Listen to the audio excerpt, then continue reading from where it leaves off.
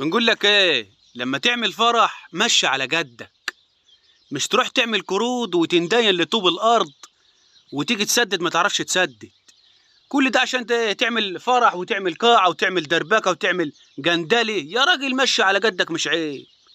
العيب لما تدين نفسك وما تعرفش تسدد. مشي على جدك. العالم لو عملت لها اللي هو كده كده مش عاجبني والله. لو عملت لها ايه فانت مشي على جدك، مش عيب؟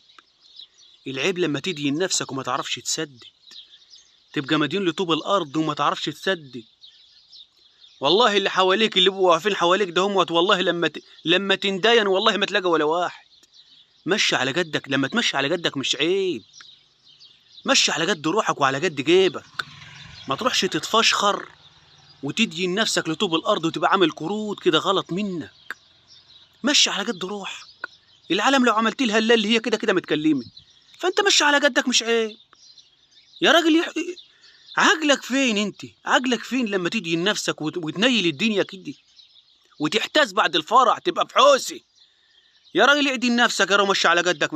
يا راجل فوق لنفسك كده وخليك واعي لحالك، ما تبقاش ضلمه كده، خليك مفتح وواعي.